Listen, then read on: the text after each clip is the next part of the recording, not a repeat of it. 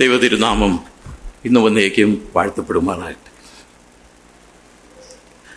വളരെ മനോഹരമായ ഗാനമാണ് നാം ശ്രവിച്ചത്. അത് പാടുന്നതിന് ഇച്ചിരി കടുപ്പമാണ്. അത് പഠിപ്പിച്ചത് ജെയ്സനാണെന്നാണ് തോന്നുന്നത്. എന്നാൽ അത് ഇന്നിവിടെ കുഞ്ഞുങ്ങൾ പാടിയത് വളരെ മനോഹരമായിരുന്നു. പറയാതിരിക്കാനായിട്ട് തരമില്ല. എനിക്കറിയാം അതിൻ്റെ പിന്നിൽ പ്രവർത്തിച്ചത് ആരാണെന്നുള്ളത് എനിക്ക് നല്ലവണ്ണം അറിയാം. അവരെ ദൈവം ധാരാളമായിട്ട് അനുഗ്രഹിക്കുമാറാകട്ടെ. ഞാൻ ഈ പാട്ട് പലപ്പോഴും പാടാനായിട്ടൊന്ന് ശ്രമിച്ചിട്ടുണ്ട്, പക്ഷേ താളം കിട്ടില്ല. എവിടെയൊക്കെ പോവും. ഇന്നങ്ങനെ താളം ഒരു സ്ഥലത്തോ മറ്റോ പോയി എന്നൊരു സംശയം മാത്രമേ ഉള്ളൂ. ബാക്കിയെല്ലാം വളരെ മനോഹരമായിരുന്നു. ആ പാട്ട് നല്ലവണ്ണം ആസ്വദിപ്പാനായിട്ട് കഴിഞ്ഞു. ദൈവത്തിന് നന്ദിയോടെ സ്തുതിക്കുന്നു. ചെറിയാൻ സാർ എഴുതിയ പാട്ടാണ്. ചെറിയാൻ സാർ പാടിയൊക്കെ ഞാൻ കേട്ടിട്ടുണ്ട് ക്യാമ്പിൽ. പക്ഷെ ചെറിയാൻ സാറിനും അങ്ങനെ അത്ര ഒരു ഇതായിട്ട് പാടാനായിട്ട് കഴിഞ്ഞതായിട്ട് എനിക്ക് തോന്നിയിട്ടില്ല. എന്നാൽ ഇത് വളരെ മനോഹരമായ ഗാനം. ഷാനും നമ്മുടെ മധ്യേന്ന് കടന്നു വന്നിട്ടുണ്ട്. പ്രിയപ്പെട്ടവൻ്റെ ഭാര്യ സൗഖ്യമില്ല, ശരണ്യ അഡ്മിറ്റൊക്കെ ആയിരുന്നു. എന്നാൽ സൗഖ്യം പ്രാപിച്ച് ഭവനത്തിൽ കഴിയുന്നു, വിശ്രമിക്കുന്നു. കുഞ്ഞ് സൗഖ്യമില്ലാതിരുന്നു. എന്നാൽ അവരുടെ ആ കുടുംബത്തെ ഓർത്തും നമുക്ക് വിശേഷാൽ പ്രാർത്ഥിക്കാം. അല്പസമയത്തെ ചിന്തയ്ക്കായിട്ട് ലൂക്കോസ് എഴുതിയ സുവിശേഷം 2-ാമത്തെ അധ്യായം, അതിൻ്റെ 15 മുതൽ 20 വരെയുള്ള വാക്യങ്ങളാണ് ഞാൻ വായിക്കാനായിട്ട് ആഗ്രഹിക്കുന്നത്. എല്ലാ ഭാഗത്തു നിന്നുമുള്ള ചിന്തകൾ ഒരുപക്ഷെ പറയുവാൻ കഴിയുകയില്ലായിരിക്കും. അതിൻ്റെ 15 മുതൽ 20 വരെയുള്ള വാക്യങ്ങൾ. Luke chapter 2 verse 15 to 20.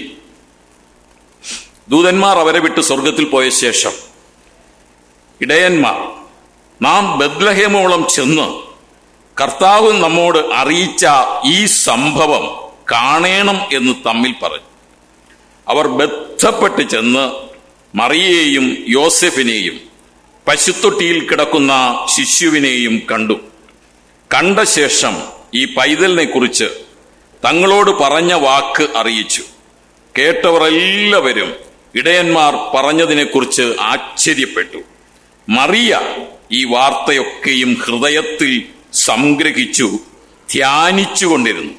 തങ്ങളോട് അറിയിച്ചതുപോലെ ഇടയന്മാർ കേട്ടതും കണ്ടതുമായ എല്ലാറ്റിനെയും കുറിച്ച് ദൈവത്തെ മഹത്വപ്പെടുത്തിയും പുകഴ്ത്തിയും കൊണ്ട് മടങ്ങിപ്പോയി. വളരെ സവിസ്തരം ചിന്തിക്കേണ്ട ഭാഗമാണ്. ഇന്ന് പ്രധാനമായിട്ടും ഞാൻ ഊന്നി പറയുവാനായിട്ട് ആഗ്രഹിക്കുന്നത് കർത്താവായ യേശുക്രിസ്തുവിൻ്റെ ജനനം അതെല്ലാവർക്കും അറിയാം.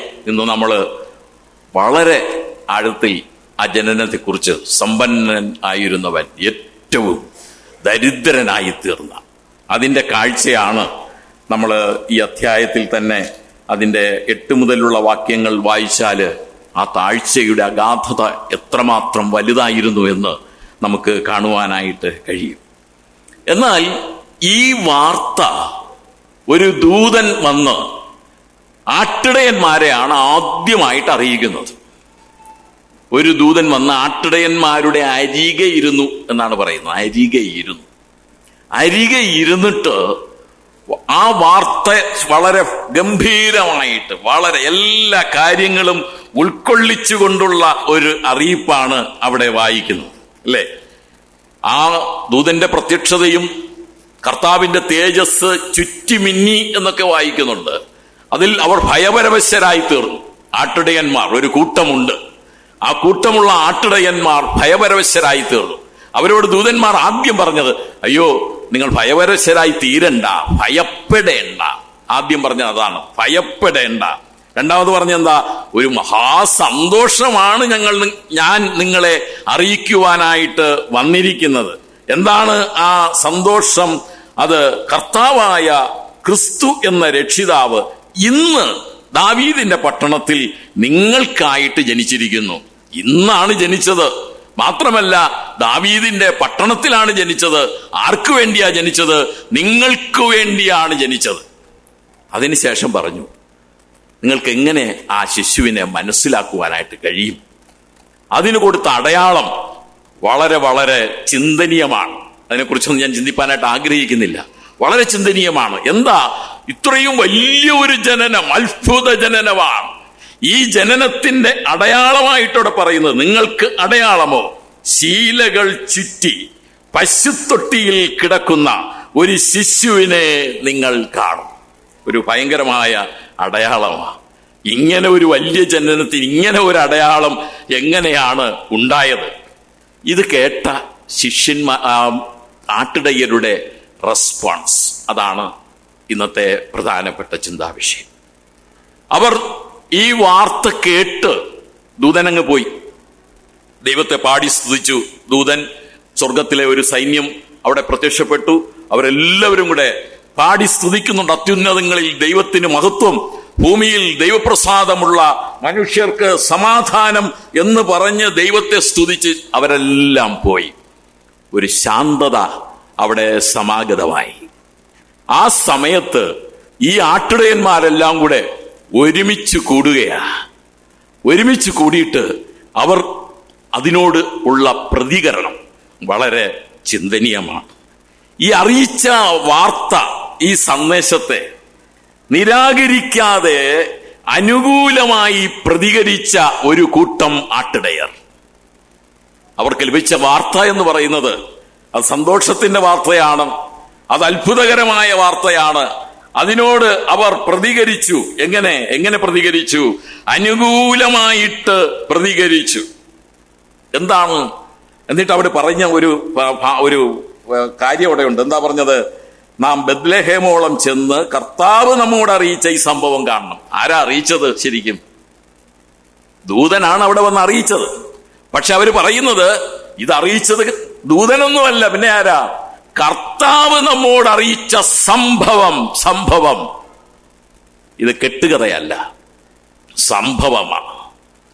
ലോകത്തിൽ മാനവരാശിയുടെ രക്ഷയ്ക്കായിട്ട്, ഈ ലോകത്തിൽ കേവലം മനുഷ്യനായി നമ്മെപ്പോലെ ഒരുവനായിട്ട് ഈ ഭൂമിയിൽ കടന്നു വന്ന കർത്താവായ യേശുക്രിസ്തുവിന്റെ ജനനം, ജീവിതം, മരണം, ഇതൊന്നും ആർക്കും നിഷേധിക്കുവാനായിട്ട് കഴിയാത്ത മഹാസംഭവമായി, മഹാസന്തോഷമായി, മഹാ അനുഗ്രഹമായി, മഹാരക്ഷയായി ഇന്നും നിലകൊള്ളുന്നു.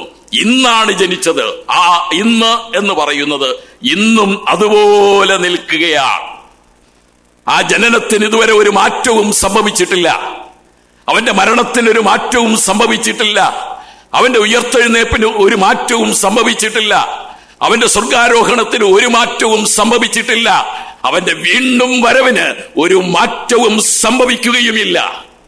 ഇതാണ് മഹാസന്തോഷം. സമയം വളരെ കുറവാണെങ്കിലും ഈ കിടപ്പ്, ആ പശുത്തൊട്ടിയിലെ കിടപ്പ്, തേജോമയനായ കർത്താവ്, അത് അറിയിച്ചപ്പോൾ തന്നെ കർത്താവിന്റെ തേജസ് അവിടെ ചുറ്റിമിന്നിയെന്നാണ് വായിക്കുന്നത്. പക്ഷെ ആ പശുത്തൊട്ടിയിലെ കിടപ്പൊന്ന് നോക്കിയേ, അവിടെ എന്ത് തേജസ്സാ ഉള്ളത്? ആ തേജസ് ഒരു തേജസ്സും ഇല്ല. ആ സ്ഥലം ദുർഗന്ധം വമിക്കുന്ന പശുക്കൾ അല്ലെങ്കിൽ കാലിത്തൊഴുത്തായിട്ടുള്ള ആ പ്രദേശം, ആ കിടക്കുന്ന ശിശു ആരാണ്? തേജോമയനാണ്. ഒരു തേജസ്സുമില്ലാതെ കിടക്കുക. മഹാകവി സൈമൻ സാറിന്റെ പാട്ടൊന്നും എനിക്ക് വലിയ പിടിയൊന്നുമില്ല. നമ്മളെ ശശിസുവരനാണ് അതിന്റെ ആള്. മഹാകവി കവി സൈമൻ സാറ് ഈ കിടപ്പിനെ കുറിച്ചൊരു പാട്ട് പാടിയിട്ടുണ്ടല്ലേ? ആട്ടിടയർ കൂട്ടമായി വന്ന നേരം കീറ്റുശീലയിൽ കിടന്ന യേശുദേവാ. ആട്ടിടയർ കൂട്ടമായി വന്ന നേരം കീറ്റുശീലയിൽ കിടന്ന യേശുദേവാ.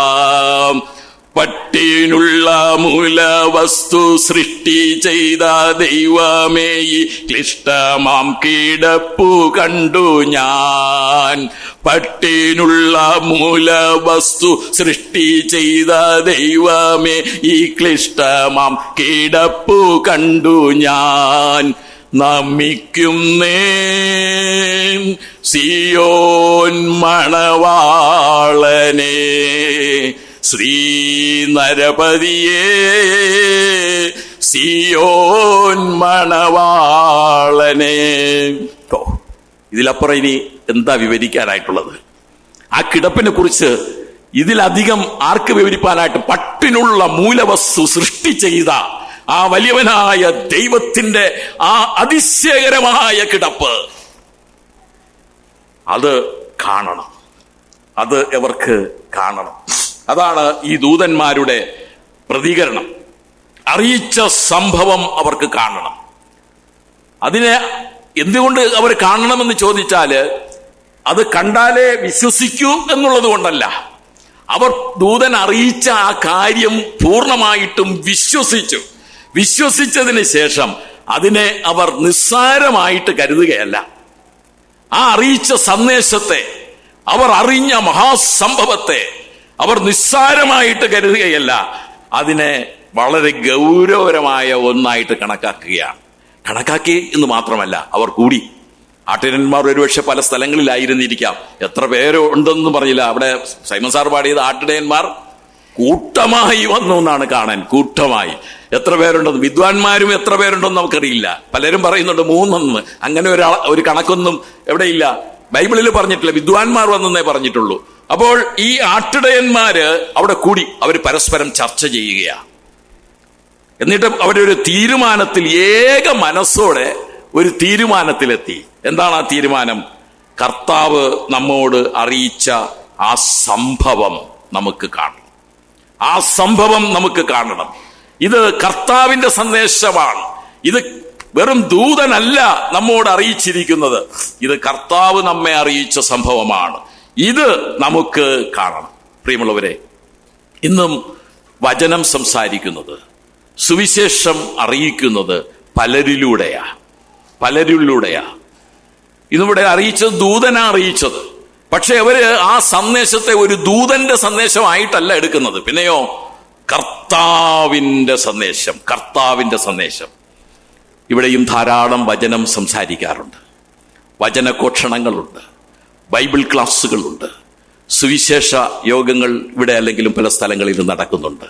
എന്നാൽ ഇതൊക്കെ നാം എടുക്കേണ്ടത് ആ വ്യക്തി സംസാരിക്കുന്ന വചനങ്ങളായിട്ടല്ല. ഇത് പലരും അങ്ങനെയൊക്കെ എടുക്കുന്നതായിട്ട് ഇന്ന ആൾ ഇന്ന് പ്രസംഗിച്ചു, ഇന്ന ആൾ സംസാരിച്ചു. ആളിലൂടെയാ സംസാരിക്കുന്നത്, ശരിയാ. പക്ഷെ സംസാരിക്കുന്നത് ആരാണ്? എന്താണ്? ദൈവത്തിന്റെ വചനമാണ്. നാം ആ വ്യക്തിയെ അല്ല നോക്കേണ്ടത്. ആര് പറഞ്ഞു? ഇവിടെ ദൂതൻ അറിയിച്ചു എന്നല്ല പറയുന്നത്, കർത്താവ് ഞങ്ങളോട് അറിയിച്ച. ഇവിടെ ഞാനാണ് സംസാരിക്കുന്നതെങ്കിലും ഇതിലെ പറയുന്ന കാര്യങ്ങളൊക്കെ പരിശുദ്ധാത്മ നിയോഗത്താൽ എഴുതപ്പെട്ട് കിട്ടതാണ്. അത് അറിയിക്കുന്നവരുടെ മഹിമയും മഹത്വവും കുറവും കുറ്റങ്ങളും നമ്മൾ നോക്കേണ്ട ആവശ്യമില്ല. എന്താണ് സംസാരിക്കുന്നത്? ഇത് പറയുമ്പോൾ ഇത്രയും വിശദീകരിക്കേണ്ട ആവശ്യമുണ്ടോ എന്ന് ഞാൻ അറിയുന്നില്ല. എന്നാൽ ആത്മാവ് പ്രേരിപ്പിക്കുന്നതുകൊണ്ട് ഞാൻ പറയുകയാ. ശമൂവേൽ പ്രവാചകൻ ഇവിടെ ന്യായപാലനം ചെയ്തിരുന്ന സമയത്ത് അവിടെ ജനങ്ങൾ വന്നിട്ട് പറഞ്ഞു, നിനക്ക് വാർദ്ധക്യമായി, നിന്റെ മക്കളൊന്നും എന്ത് ചെയ്യുന്നില്ല, നിന്റെ വഴിയിലൊന്നും നടക്കുന്നില്ല. അതുകൊണ്ട് എന്ത് ചെയ്യണം? ജാതികൾക്ക് ഉള്ളതുപോലെ ഒരു രാജാവിനെ ഞങ്ങൾക്ക് വാഴിച്ചു തരണം. ഇത് വളരെ ദുഃഖമായി. അയ്യോ, എന്നെ തള്ളിക്കളഞ്ഞല്ലോ, എന്നെ അങ്ങനെ കണക്കാക്കിയല്ലോ. വളരെ ദുഃഖത്തോടുകൂടെ ദൈവസന്നിധിയിൽ പോയിട്ട് ദൈവത്തോട് ഇതൊക്കെ പറഞ്ഞപ്പോൾ ദൈവം, കർത്താവായ അല്ലെങ്കിൽ ദൈവം അരുളി ചെയ്ത ഒരു കാര്യമുണ്ട്. അവർ നിന്നെയല്ല ത്യജിച്ചിരിക്കുന്നത്. ശ്രദ്ധിച്ചു കേൾക്കണേ. അവർ നിന്നെയല്ല ത്യജിച്ചിരിക്കുന്നത്, ഞാൻ അവരെ ഭരിക്കാതെ വണ്ണം എന്നെയാണ് ത്യജിച്ചിരിക്കുന്നത്. വളരെ കുറിക്കൊള്ളേണ്ട ഭാഗമാണ്. ഇവിടെ പറയുന്ന തിരുവചനങ്ങൾ അത് ത്യജിക്കുമ്പോൾ, അത് നിസ്സാരമായി കരുതുമ്പോൾ, അതിനെ അവഗണനയോടെ തള്ളിക്കളയുമ്പോൾ അത് ത്യജിക്കുന്നത് ആ പ്രസംഗിക്കുന്ന വ്യക്തിയെ അല്ല, ദൈവത്തിന്റെ വചനം, പരിശുദ്ധാത്മ നിയോഗത്താൽ സംസാരിക്കപ്പെടുന്ന വചനമാണ് നാം ത്യജിക്കുന്നത്. ഇത് കേട്ടപ്പോൾ ശമൂവേൽ പ്രവാചകന് വളരെ വളരെ സന്തോഷമായി കാണാം, ആശ്വാസമായി കാണാം. പ്രിയമുള്ളവരെ, നാമും ധാരാളം സുവിശേഷമൊക്കെ പല സ്ഥലങ്ങളിൽ അറിയിക്കാറുണ്ട്, അല്ലേ? പലരും അറിയിക്കാറുണ്ട്. എന്നാൽ പലപ്പോഴും നിരാശയുണ്ട്. അയ്യോ, ഇത്രയൊക്കെ പ്രാവശ്യം അറിയിച്ചിട്ടും ഇത്ര പ്രാവശ്യമൊക്കെ ആ വീട്ടിൽ പോയിട്ടും ഒരു പ്രതികരണവും ഇല്ലല്ലോ. നമ്മൾ ദുഃഖിക്കേണ്ട ആവശ്യമില്ല. നമ്മുടെ ജോലി നമ്മൾ ചെയ്യുക. റെസ്പോൺസ് അവിടെ നിന്നുണ്ടാകണം, അവിടെ നിന്ന് ഉണ്ടാകണം. അതിൽ നമ്മൾ നിരാശപ്പെടേണ്ട. അവർ ത്യജിച്ചു കളയുന്നുവെങ്കിൽ, നമ്മൾ പറയുന്ന വചനത്തെ അവർ വേണ്ട എന്ന് പറയുന്നുവെങ്കിൽ, അത് എന്നെ അല്ല ത്യജിച്ചത്, ദൈവത്തിന്റെ വചനത്തെ, ദൈവത്തെയാണ് ത്യജിച്ചത് എന്നുള്ള കാര്യം നമ്മൾ മനസ്സിലാക്കിക്കൊണ്ട് ഉൾക്കൊണ്ടുകൊണ്ട് സുവിശേഷ ഘോഷണത്തിൽ നമ്മൾ ഉത്സാഹമുള്ളവരായിട്ട് മുന്നോട്ട് പോകാൻ ദൈവം നമ്മെ സഹായിക്കുമാറാകട്ടെ. അവർക്ക് ലഭിച്ച ഈ സന്ദേശത്തിന്റെ ഗൗരവം അവർ മനസ്സിലാക്കി.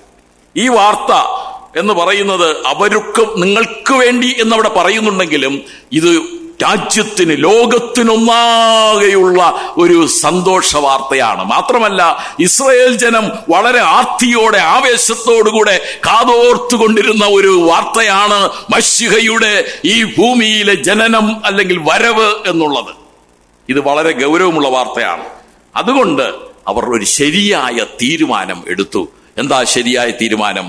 ഈ സംഭവം ഞങ്ങൾക്ക് ചെന്ന് കാണണം. ഈ സംഭവം കാണണം. എവിടെ വെച്ചാണ് ഈ സംഭവം അവരറിയുന്നത്? ആട്ടിടയന്മാർ ആ ഭാഗത്ത് എവിടെയോ ആടുകളെയൊക്കെ പ്രത്യേകമായിട്ട് അവിടെ ആക്കിയതിന് ശേഷം രാത്രിയിൽ അവർ വിശ്രമിക്കുക. രാത്രിയാ, പകലൊന്നുമല്ല, രാത്രിയിലാണ് ഈ സംഭവം അറിയുന്നത്. എന്നിട്ട് അവരുടെ പ്രതികരണം എന്താണ്? നമ്മൾ എന്താ? ഈ സംഭവം നമുക്ക് കാണണം. വിശ്വസിച്ചാൽ മാത്രം പോരാ, അതിനെ പ്രാക്ടിക്കലായിട്ട് നമ്മുടെ ജീവിതത്തിൽ കൊണ്ടുവരണം. അതാണ് ഇതൊക്കെ എനിക്ക് വിശ്വാസമാണ്, അങ്ങനെ പറഞ്ഞതുകൊണ്ട് കാര്യമായില്ല. വചനങ്ങൾ വിശ്വസിക്കുമ്പോൾ തന്നെ അതിനെ നമ്മളുടെ പ്രാക്ടിക്കൽ ലൈഫിലേക്ക് നമ്മൾ പകർത്തുവാൻ ശീലിക്കണം. പിന്നെ ആകട്ടെ എന്ന് പറയുന്നത് ശരിയല്ല, മാറ്റിവെക്കുന്നത് ഒരിക്കലും ശരിയാകില്ല. കേൾക്കുന്ന വചനം അതപ്പോൾ തന്നെ നമ്മുടെ ഹൃദയത്തിൽ സംഗ്രഹിച്ച് അതിനെ ധ്യാനിച്ച് നമ്മുടെ ജീവിതത്തിൽ പ്രായോഗികമാക്കുന്നതിന് നാം ശ്രമിക്കേണ്ടതാണ്. പ്രിയരെ, അവര് ചെയ്തത് അതാണ്. അവർ കേട്ടു, വിശ്വസിച്ചു, ഒരു തീരുമാനമെടുത്തു. എന്താ തീരുമാനമെടുത്തത്? ഈ സംഭവം ഞങ്ങൾക്ക് കാണണം. എന്നിട്ട് എപ്പോഴാ പോയതവര്? കാണണം. പക്ഷെ ഈ രാത്രി എങ്ങനെ പോകും? ഈ രാത്രി എങ്ങനെ പോകും? മാത്രമല്ല, ആടുകൾ, ആയിരക്കണക്കിന് ആടുകളാ. ഇതിനെ ഇട്ടിട്ട് പോയാലേ വല്ല കടുവയും കരടിയും ഒക്കെ വന്നതിനെ പിടിച്ചു തിന്നുകളയും. അതുകൊണ്ട് എന്ത് ചെയ്യണ്ട? ഇപ്പോൾ രാത്രിയിൽ പോണ്ട. അങ്ങനെയാണോ? 2:16 നോക്കിയേ. 2-ാം അധ്യായത്തിന്റെ 16-ാമത്തെ വാക്യത്തില് അവർ ബന്ധപ്പെട്ട് ചെന്ന്, ഇതാണ് എന്റെ പ്രധാനപ്പെട്ട പോയിന്റ്. കേൾക്കുന്ന വചനങ്ങൾ വിശ്വസിക്കണം, പ്രായോഗിക ജീവിതത്തിൽ കൊണ്ടുവരണം എന്ന് മാത്രമല്ല, അതിനുവേണ്ടി ഒരു ബദ്ധപ്പാട് വേണം. അവർ ഈ സംഭവം, അവർക്ക് വേണ്ടി ജനിച്ച ഈ രക്ഷകനെ കാണുവാൻ തങ്ങളെ തന്നെ ബന്ധപ്പെടുത്തുകയാണ്. They rushed to see for themselves. അവരെ തന്നെ ബന്ധപ്പെടുത്തുന്ന, അവർ പാഞ്ഞു പോകുന്ന, റഷ്ഡ് എന്നാണ് ഇംഗ്ലീഷിൽ നമുക്കവിടെ കാണുവാനായിട്ട് കഴിയുന്നത്. പ്രിയമുള്ളവരെ, ഈ കാണണം എന്നുള്ള ആ ചിന്ത അവരെ ഭരിച്ചപ്പോൾ അതിനേക്കാൾ പ്രധാനമായിട്ട് അവർ ഒന്നിനെയും കണക്കാക്കുന്നില്ല. കർത്താവായ യേശുക്രിസ്തുവിനെ കുറിച്ച് കേൾക്കുമ്പോൾ, അവന്റെ കാര്യങ്ങൾ അറിയുമ്പോൾ, അവനെ ആരാധിക്കുന്ന കാര്യം ഓർക്കുമ്പോൾ, തിരുവചനം വായിക്കുന്ന കാര്യം ഓർക്കുമ്പോൾ, സഭായോഗങ്ങൾക്ക് കടന്നു വരേണ്ട കാര്യം ഓർക്കുമ്പോൾ, പിന്നെ എന്തില്ല? പിന്നെ ഒന്നിനെ കുറിച്ചും ചിന്തിക്കേണ്ട കാര്യമില്ല. പ്രിയമുള്ളവരെ, ക്രിസ്തു എന്ന രക്ഷിതാവിനെ കാണണം. ദൂതൻ അവരോട് പറഞ്ഞ, നിങ്ങളെ ഒന്ന് കാണണമെന്ന് ആവശ്യപ്പെട്ടോ? നിങ്ങൾ പോണേ, ചെന്നൊന്ന് കാണണേ. അയ്യോ, ഒന്നും പറഞ്ഞില്ല. നിങ്ങൾക്കായിട്ട് ജനിച്ചിരിക്കുന്നു, എന്നിട്ട് അവിടെ ഒരു നിങ്ങൾ കാണും എന്ന് ഒരു പറയുന്നുണ്ട്. പക്ഷെ നിങ്ങൾ പോകണം, കാണണം, തീർച്ചയായിട്ടും പോകണമെന്നൊന്നും പറഞ്ഞില്ല. നിങ്ങൾ കാണും, രക്ഷിതാവിനെ കാണും നിങ്ങൾ. എന്നാൽ അവരുടെ റിക്വസ്റ്റോ അവരുടെ പ്രേരണയോ ഒന്നും ഇല്ലാതെ അവരെ ഈ കാഴ്ച കാണുന്നതിനുള്ള ആകാംക്ഷ അവരെ ഉൾപ്പെടുത്തി. എന്നിട്ട് അവർ വേറെ ഒന്നും ചിന്തിക്കുന്നില്ല, അവർ അങ്ങ് യാത്രയാകുകയാ. ഈ ബത്ലഹേമിൽ പുൽത്തൊട്ടിയിൽ കിടക്കുന്ന ആ ശിശുവിനെ കാണുവാനായിട്ടുള്ള യാത്ര, എല്ലാം അവിടെ ആടുകളെയൊക്കെ അവർ പ്രശ്നമാക്കിയില്ല, അതിനെല്ലാം ദൈവത്തിങ്കൽ ഭരമേൽപ്പിച്ചുകൊണ്ടുള്ള യാത്ര. ഇതാണ് ക്രിസ്തീയ ജീവിതത്തിൽ ബദ്ധപ്പാട്. അവൻ നിങ്ങൾക്കായി കരുതുന്നാകയാൽ നിങ്ങളുടെ സകല ചിന്താകുലവും അവന്റെ മേൽ ഇട്ടുകൊള്ളുവിൻ. ഈ ചിന്താകുലവും ഭാരങ്ങളും പ്രയാസങ്ങളും ഒക്കെ വച്ച് ക്രിസ്തീയ ജീവിതം നയിക്കുക, ക്രിസ്തീയ ജീവിതം കൊണ്ടുപോകുക, വിശ്വാസ ജീവിതം നയിക്കുക എന്ന് പറയുന്നത് വളരെ പ്രയാസമാണ്. അതുകൊണ്ടാണ് പത്രോസ് തന്റെ ലേഖനത്തിൽ 1 പത്രോസ് 5:7 അവൻ നിങ്ങൾക്കായി കരുതുന്നതാകയാൽ നിങ്ങളുടെ സകല ചിന്താകുലവും അവന്റെ മേൽ ഇട്ടുകൊള്ളുവിൻ. എന്നാലേ നമുക്ക് ബദ്ധപ്പാടുണ്ടാകുകയുള്ളൂ. ഈ കാര്യങ്ങളൊക്കെ ഓർത്താൽ ചിലപ്പോൾ ബന്ധപ്പെടാനായിട്ട് പല കാര്യങ്ങൾ ഓർത്താൽ സഭായോഗത്തിന് വരാൻ പറ്റില്ലെന്നേ, വചനം വായിക്കാൻ പറ്റില്ല, പ്രാർത്ഥിക്കാൻ പറ്റില്ല, ഒന്നിനും പറ്റില്ല. അതുകൊണ്ട് അതൊന്നും നിങ്ങൾ ചിന്തിക്കേണ്ട. കർത്താവ് തന്നെ പറഞ്ഞല്ലോ, എന്താ, മുമ്പേ അവന്റെ രാജ്യവും നീതിയും അന്വേഷിപ്പിൻ. അതാണ് നമ്മെക്കുറിച്ച് ദൈവം ആഗ്രഹിക്കുന്ന കാര്യം. മാത്രമല്ല, ഈ യാത്രയ്ക്ക്, ക്രിസ്തീയ ജീവിത യാത്രയ്ക്ക് നമ്മൾ ഭൗതികമായ ഒരുക്കങ്ങളൊന്നുമല്ല ദൈവം നമ്മെക്കുറിച്ച് ആഗ്രഹിക്കുന്നത്. എന്താ, നമ്മുടെ ശവം എടുക്കുന്നപ്പോൾ പാടുന്ന ഒരു പാട്ടുണ്ടല്ലോ സോര, സമയമാം രഥത്തിൽ ഞാൻ സ്വർഗയാത്ര ചെയ്യുന്നില്ലേ, അതിലൊരു ചാൻസ് ഉണ്ട്. എന്താ, ഭാരങ്ങൾ കൂടുന്നതിന് ഒന്നും വേണ്ട യാത്രയിൽ, അല്പം അപ്പം വിശപ്പിനും സ്വൽപ്പം വെള്ളം ദാഹിക്കും. അല്ലാതെ എല്ലാം കൂടെ വാരി അങ്ങോട്ട് വിഴുങ്ങി എല്ലാം കൂടെ കുടിച്ചുകൊണ്ട് യാത്ര ചെയ്യുക എന്ന് പറഞ്ഞ ബുദ്ധിമുട്ടാ, ഉറങ്ങിപ്പോകും. അതുകൊണ്ട് ആവശ്യത്തിനുള്ളതൊക്കെ നമുക്ക് വേണം. അതിൽ പരമായി നമ്മൾ ചിന്തിക്കുവാൻ, കാണുവാൻ, അത് നേടുവാനൊക്കെ ശ്രമിച്ചാല് ഒരുപക്ഷെ ക്രിസ്തീയ ജീവിതം ബദ്ധപ്പാടോടുകൂടെ മുന്നോട്ട് പോകുവാനായിട്ട് കഴിയുകയില്ല. നമ്മളിന്ന് സമയമാകുന്ന രഥത്തിൽ യാത്ര ചെയ്യുന്നവരാണ്. നമ്മുടെ യാത്ര എന്ന് പറയുന്നത് സ്വർഗലോകത്തിലേക്കാണ്. നമ്മുടെ നാട് എന്ന് പറയുന്നത് ഇവിടെയല്ല. ഇവിടെ നാം പരദേശവാസികളാണ്. നമ്മൾ സ്വർഗനാടിനെ ലക്ഷ്യമാക്കിയാണ് നമ്മുടെ ക്രിസ്തീയ യാത്ര തുടർന്നുകൊണ്ടിരിക്കുന്നത്. അതുകൊണ്ട് ഈ ലോകത്തിലെ ഭാരങ്ങളും പ്രയാസങ്ങളും ഒക്കെ ചിന്തിച്ച് വ്യാകുലപ്പെട്ട് അതിനുവേണ്ടി ഞരങ്ങിക്കൊണ്ടിരുന്നാൽ ഈ യാത്ര സുഗമമായി മുന്നോട്ട് കൊണ്ടുപോകാനായിട്ട് കഴിയുകയില്ല. പ്രിയമുള്ളവരെ, ഇവിടെ ഇടയന്മാർ യേശുവിനെ കാണാൻ ബന്ധപ്പെട്ടു. റെസ്റ്റ് ദംസെൽസ്, യേശുവിനെ കാണാൻ, അവന്റെ കൽപ്പന അനുസരിപ്പാൻ, അവന്റെ വചനം പ്രമാണിപ്പാൻ നമ്മൾ ബന്ധപ്പെടണം. എല്ലാം കഴിഞ്ഞിട്ട് അതിന് പോകാമെന്ന് പറഞ്ഞാൽ ഒരുപക്ഷെ അത് നടക്കില്ല. എല്ലാ കാര്യങ്ങളും ഉണ്ടെങ്കിലും അതൊക്കെ മാറ്റിവെച്ചാലേ ക്രിസ്തീയ യാത്ര ശരിയായിട്ട് മുന്നോട്ട് കൊണ്ടുപോകാനായിട്ട് കഴിയുകയുള്ളൂ. ഈ ഒരു ബന്ധപ്പാട് ഈ കാലയളവിൽ ദൈവജനത്തിന് കുറഞ്ഞു വരുന്നതായിട്ട് നമുക്ക് കാണുവാനായിട്ട് കഴിയും. ഈ ബന്ധപ്പാട് ഇല്ലാതെ ശരിയായി ക്രിസ്തീയ ജീവിതം നയിക്കുവാനായിട്ട് കഴിയുകയില്ല. ബന്ധപ്പാട് വേണം. ക്രിസ്തീയ ജീവിതത്തിൽ ബന്ധപ്പാട് വേണം. ആത്മീകമായ കാര്യങ്ങൾക്ക് ബന്ധപ്പാട് വേണം. സഭായോഗങ്ങൾക്ക് വരുവാൻ ബന്ധപ്പാട് വേണം. ബന്ധപ്പെട്ടില്ല എങ്കിൽ കാര്യങ്ങളൊന്നും നടക്കില്ല. ചിലതൊക്കെ ത്യജിക്കണം, ചിലതൊക്കെ വേണ്ട എന്ന് വയ്ക്കണം, ക്ഷീണങ്ങളൊക്കെ ഒന്ന് മറക്കണം. എന്നെ ശക്തനാക്കുന്നവൻ മുഖാന്തരം ഞാൻ സകലത്തിനും മതിയാകുന്നു എന്നുള്ള വിശ്വാസം നമ്മെ ഭരിക്കണം. അപ്പോൾ മാത്രമേ നമുക്ക് ആത്മീക കാര്യങ്ങളിൽ ശുഷ്കാന്തിയുള്ളവരായി, തീഷ്ണതയുള്ളവരായിട്ട് തീരുവാനായിട്ട് കഴിയുകയുള്ളൂ. ഇത്തരത്തിൽ കർത്താവിനെ കാണാനായിട്ട് ബന്ധപ്പെട്ട വേറെ ആരെങ്കിലും നിങ്ങൾക്ക് ഓർമ്മ വരുന്നുണ്ടോ? ഇവിടെ കുഞ്ഞുങ്ങളൊക്കെ ഇരിപ്പുണ്ട്, അവരോടത്ത് നീ ചോദിക്കണം. ടോമേ, കർത്താവിനെ കാണാൻ ശിഷ്യന്മാരുടെ ബന്ധപ്പെട്ടു, ഇടയന്മാർ. അതുപോലെ കർത്താവിനെ കാണാൻ ബന്ധപ്പെട്ട വേറെ ആരെങ്കിലും പേര് ഓർമ്മ വരുന്നുണ്ടോ? ആരോഗ്യം പറയുന്നുണ്ട്. എന്താ? സെക്കരിയ, ഓക്കെ, സക്കായി അല്ലേ? സക്കായിക്ക് യേശുവിനെ കാണാൻ ഭയങ്കരമായ ആഗ്രഹം.